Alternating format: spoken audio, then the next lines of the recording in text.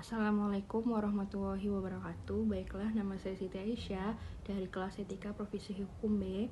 Kali ini saya akan memaparkan hasil pencarian saya tentang advokat dan juga kode etiknya. Pengertian advokat sendiri berdasarkan pasal 1 di Kode Etik Advokat adalah seorang yang berpraktek memberikan jasa hukum baik di dalam ataupun luar pengadilan yang sesuai dengan undang-undang yang berlaku sebagai advokat, pengacara, penasihat hukum, pengacara praktek, ataupun sebagai konsulat hukum. Di dalam tugasnya, advokat tidak hanya bersinggungan dengan klien, tetapi juga teman sejawatnya sesama advokat, baik yang berasal dari dalam negeri ataupun luar negeri. Advokat juga diawasi oleh Dewan Kehormatan, yaitu sebuah badan yang dibentuk untuk mengawasi bagaimana tingkah laku advokat dalam menjalankan profesinya, apakah sesuai dengan kode etik atau tidak. Untuk menjadi seorang advokat, sesuai dengan pasal 2 Kode Etik Advokat, maka seseorang advokat harus mempunyai kepribadian yang bertakwa kepada Tuhan Yang Maha Esa, bersikap satria, jujur dalam mempertahankan keadilan, mempunyai budi pekerti yang tinggi dan mulia, serta selalu menjunjung tinggi hukum di dalam melaksanakan tugasnya sebagai seorang advokat sesuai dengan Undang-Undang Dasar Republik Indonesia dan juga sumpah jabatannya.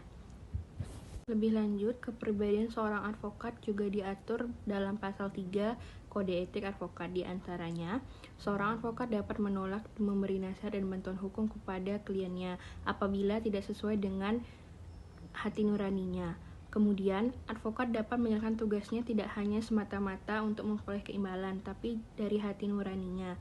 Advokat dalam menjalankan profesinya bersifat bebas dan wajib memperjuangkan hak asasi manusia. Advokat wajib memelihara rasa solidaritas antar teman sesama jabatan.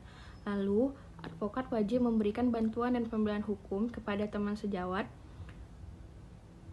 karena penunjukan organisasi profesi. Advokat tidak dibenarkan untuk melakukan pekerjaan lain. Advokat harus senantiasa menjunjung tinggi profesi advokat sesuai profesi terhormat. Lalu advokat dalam menjalankan profesinya harus bersikap sopan terhadap pihak-pihak terkait.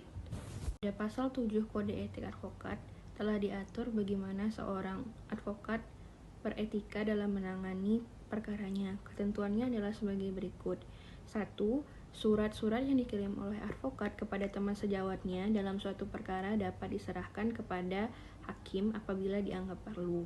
Lalu yang kedua, isi pembicaraan atau korespondensi dalam rangka upaya perdamaian advokat tidak dibenarkan untuk digunakan dalam bukti di muka pengadilan.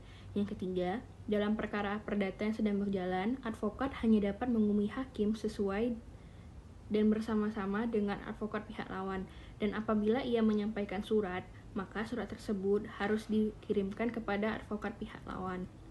Yang keempat, dalam perkara pidana yang sedang berjalan, advokat hanya dapat menghubungi hakim apabila bersama-sama dengan jaksa penuntut umum.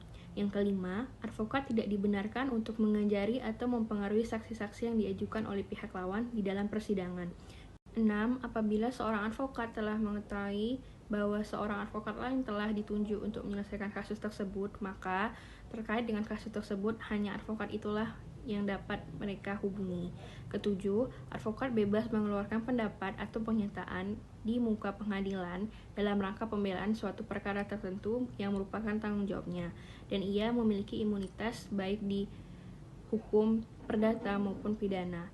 8. Advokat mempunyai kewajiban untuk memberikan bantuan hukum secara cuma-cuma atau pro neo kepada warga yang tidak mampu. 9. Advokat wajib menyampaikan pemberitahuan tentang putusan pengadilan mengenai perkara yang ia tangani kepada kliennya. Pelaksanaan kode etik pun diatur dalam pasal 9 Kode Etik Advokat. Nah, setiap advokat wajib tunduk dan mematuhi kode etik advokat. Pengawasan atas pelaksanaan kode etik ini dilakukan oleh Dewan Kehormatan. Selain kode etik profesi advokat, advokat juga dilindungi hak-hak dan kewajibannya serta tanggung jawabnya dalam Undang-Undang Nomor 18 Tahun 2003 mengenai advokat. Advokat dalam menjalankan profesinya untuk membela perkara yang menjadi tanggung jawabnya berpegang pada kode etik profesi dan peraturan perundang-undangan yang dapat kita lihat pada pasal 15 Undang-Undang Advokat dan juga di dalam pasal 26 ayat 2